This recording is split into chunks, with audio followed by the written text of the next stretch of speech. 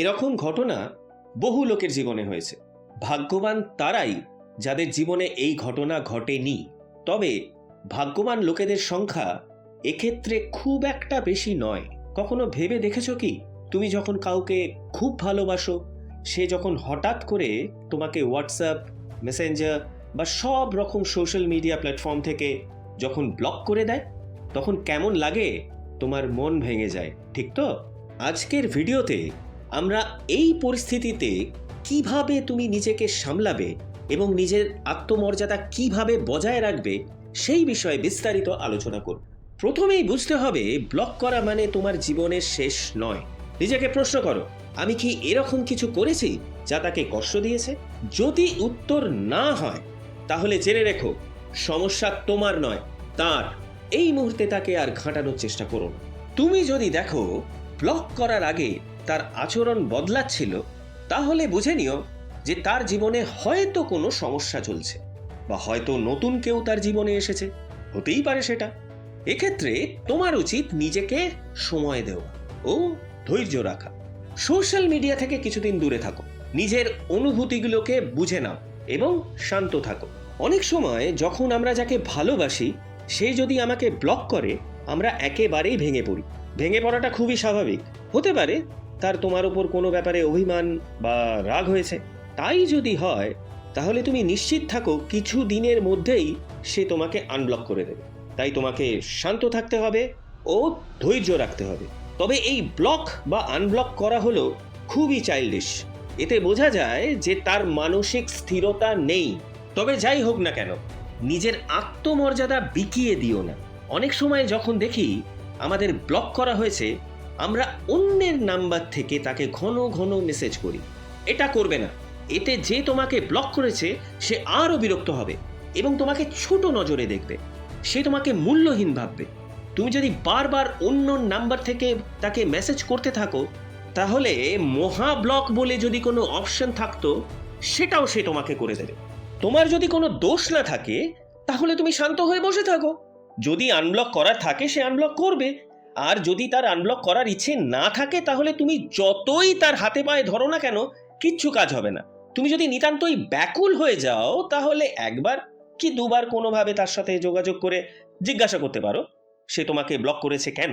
সে যদি তোমাকে সোজা সাপটা উত্তর না দেয়, তাহলে ভাই তুমি পিছিয়ে এসো। এই ঘটনার কারণ নিয়ে অতিরিক্ত ভাবতে যেও না। সম্ভবত তার জীবনেও কিছু পরিবর্তন ঘটেছে। আর মনে রেখো, virtual friendship is always virtual friendship. তাই ফেসবুকে আনফ্রেন্ড করা নিয়ে এত ভাবতে যেও না, বরং নিজের সময়টাকে কাজে লাগাও এবং জীবনের ভালো দিকগুলোতে মন দাও। যে কোনো সম্পর্কেই হোক না কেন, অনুরোধ একবার, দুবার বা তিনবার করা যায়, তার বেশি নয়।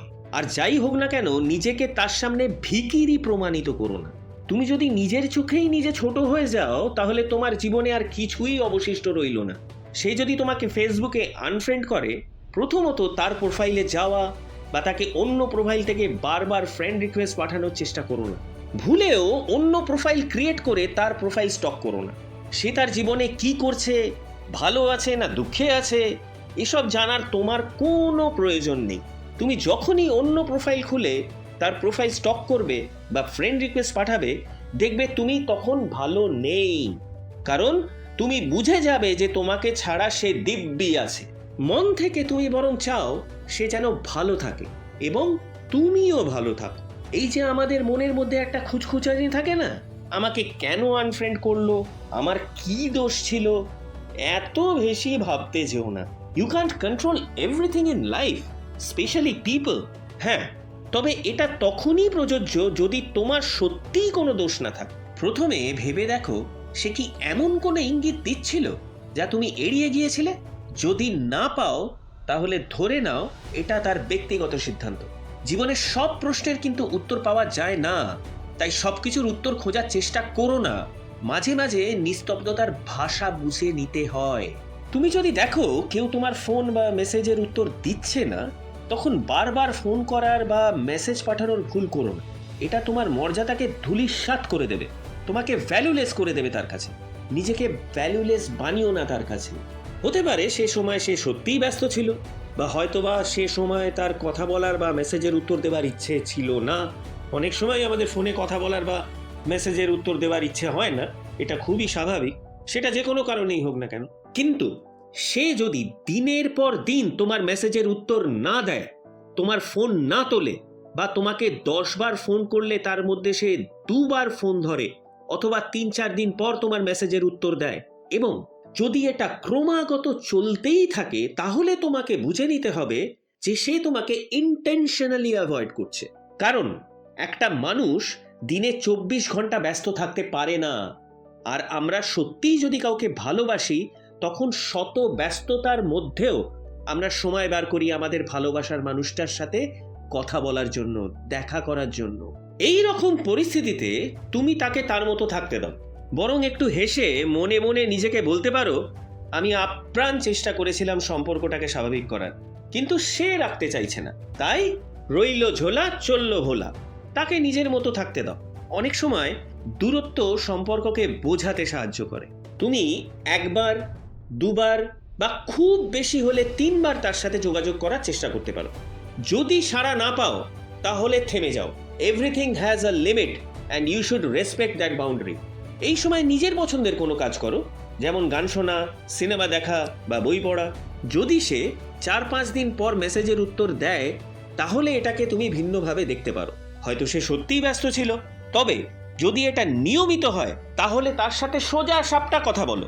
তাকে জিজ্ঞেস করো, তুই কি খুব ব্যস্ত, কিংবা তোর আচরণ এরকম পরিবর্তিত কেন, কি হয়েছে তোর? তার উত্তরের ওপর ভিত্তি করে তুমি বুঝে যাবে সত্যিই সে ব্যস্ত ছিল, নাকি ইচ্ছাকৃতভাবে দূরত্ব তৈরি করেছে। যদি সে 2-3 দিন পর ফোন করে, তাহলে এই দেরি করে করা ফোন কল তোমার মূল্য কমায় না, তোমার মূল্য এত ঠুনকো নয়। ফোন কলটা স্বাভাবিকভাবে নাও, বিরক্তি দেখিও না। তবে তাকে বুঝিয়ে দাও যে সময় মতো যোগাযোগ না করলে এবং এটা যদি নিয়মিত চলতে থাকে, তাহলে সেটা সম্পর্কের ওপর নেগেটিভ প্রভাব ফেলবে। সে তোমার কাছের বন্ধুই হোক বা কোনো বান্ধবীই হোক, হঠাৎ করে মেসেজের ফর্মাল উত্তর যদি দিতে শুরু করে, তখন প্রথমে লক্ষ্য করবে এই ধরনের ফর্মাল উত্তর সে নিয়মিত তোমাকে দিচ্ছে কিনা। যদি এটা নিয়মিত হয় আর তুমি যদি দেখো সে শুধু ঠিক আছে, হ্যাঁ, না, এই ধরনের উত্তর দিচ্ছে, তখন বুঝতে হবে সে হয়তো সম্পর্কটাকে গুরুত্ব দিচ্ছে না। তার সাথে খোলাখুলি কথা বলো। বলো, তোর উত্তরগুলো এত সংক্ষিপ্ত কেন? তোর লেখায় উত্তরে কোনো প্রাণ নেই কেন?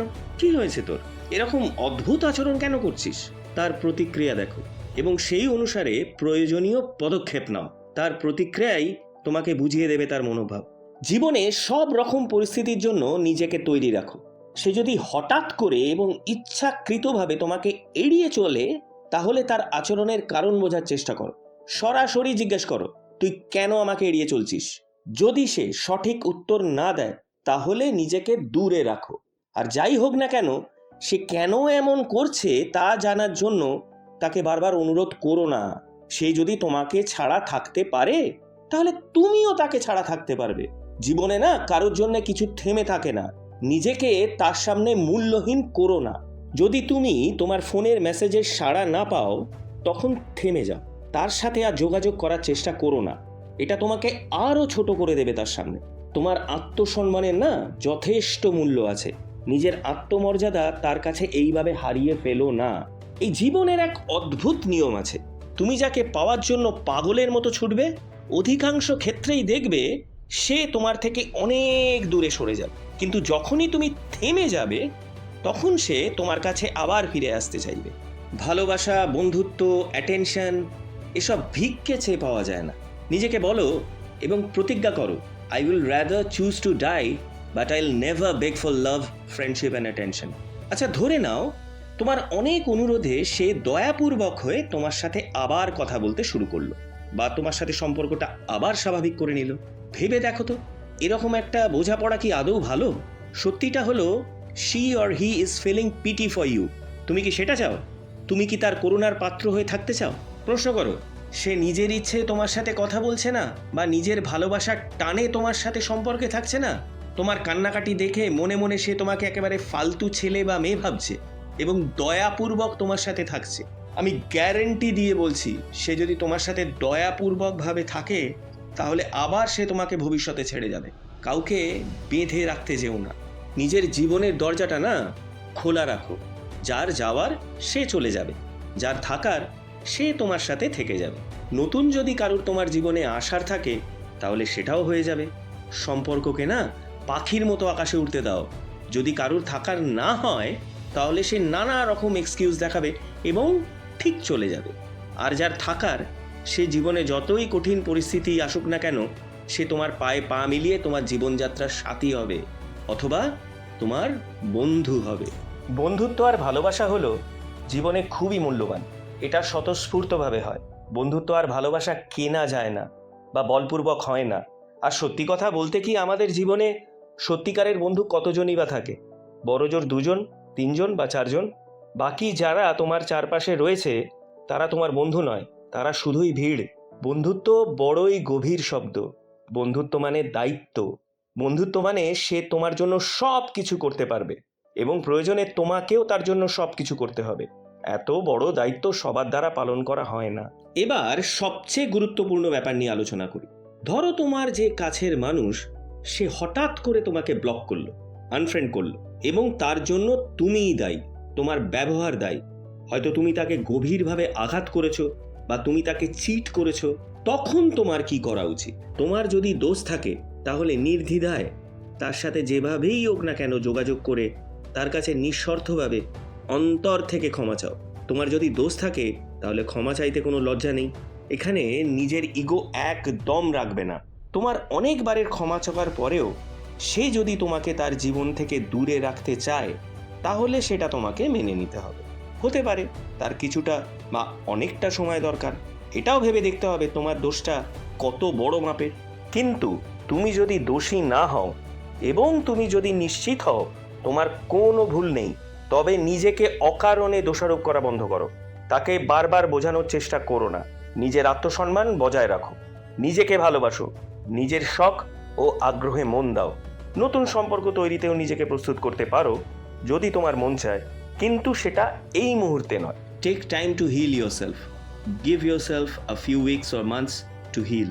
আর সবচেয়ে বড় কথা হলো তাকে ভুলে যাবার জন্য ইচ্ছাকৃতভাবে নতুন সম্পর্কে জড়িয়ে পড়ো না। নতুন সম্পর্ক যদি ন্যাচারালি হয় তবেই সেই সম্পর্কে পা রাখো। না হলে মনে রেখো এই নতুন সম্পর্কও বেশি দিন টিকবে না।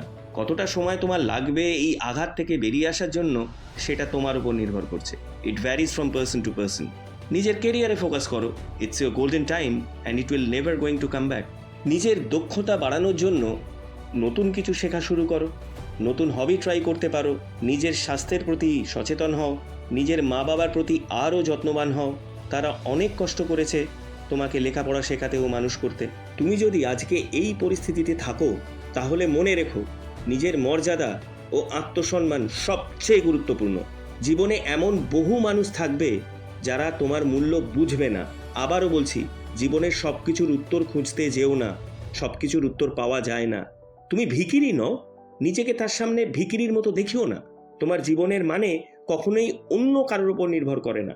নিজের লাইফের রিমোট অন্যের হাতে তুলে দিও না, তাহলে টিভির চ্যানেল ঘোরানোর মতো তোমাকেও সারা জীবন নিজের ইচ্ছে মতো সে ঘুরিয়ে যাবে আর তুমিও লাট্টুর মতো ঘুরতে থাকবে। ভালোবাসা বা বন্ধুত্ব ফিরে আসবেই, যদি সেটা ফিরে আসার হয়। নিজের প্রতি এবং ঈশ্বরের প্রতি ভরসা রাখো। অনেক সময় আমাদের জীবনে যেটা হয় সেটা ভালোর জন্যই হয়। তুমি যেটা খারাপ মনে করছো সেটা হয়তো ঈশ্বর অনেক আগেই দেখে ফেলেছে এবং তাই সেটা সে ঘটাচ্ছে তোমার জীবনে। কারণ সেই সম্পর্ক যদি তোমার জীবনে থাকে তাহলে সেটা তোমার জন্য অমঙ্গল। তুমি আজ কষ্ট পাচ্ছ, আজ এর কারণ বুঝতে পারছো না, কিন্তু ঈশ্বর বুঝতে পেরেছেন বলেই এই সম্পর্ক থেকে সে দূরে সরিয়ে নিয়ে গেছেন তোমার। It's a blessing in disguise. আর সব সময় মনে রাখবে, মানুষ হলো আবহাওয়ার মতো। যেমন গ্রীষ্মকাল আসে, যেমন শরৎকাল আসে, বসন্তকাল আসে, শীতকাল আসে, ঠিক যেমন ঋতু পরিবর্তন হয় তেমনি আমাদের জীবনে ধাপে ধাপে বহু মানুষের যাওয়া আসা লেগে থাকে। বাবা ও মায়ের থেকে বড় আপন এই জীবনে আর কেউ হয় না।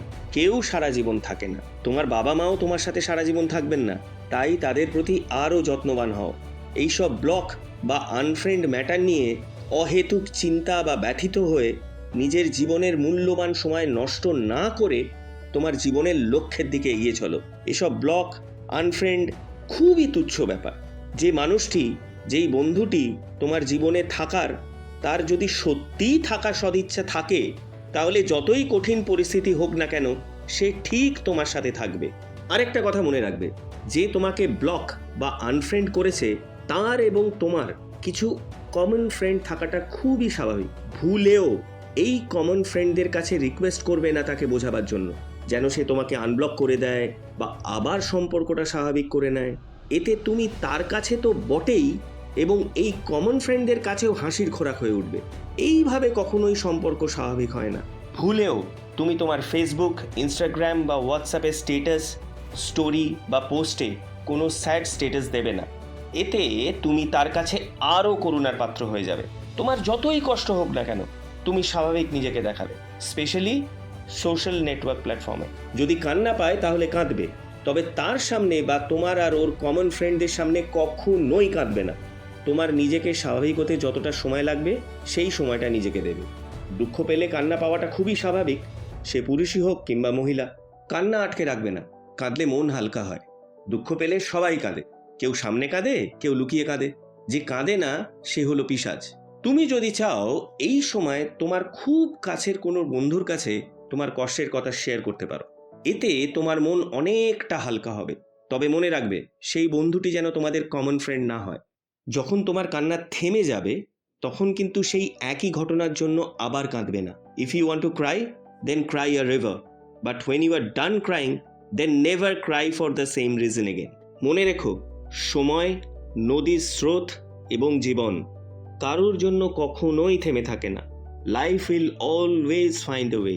এটাই জীবনের সত্যিকারের বাস্তবতা। আজকের এই ভিডিও এই পর্যন্তই। আজকের এই ভিডিও এখানেই শেষ হলো।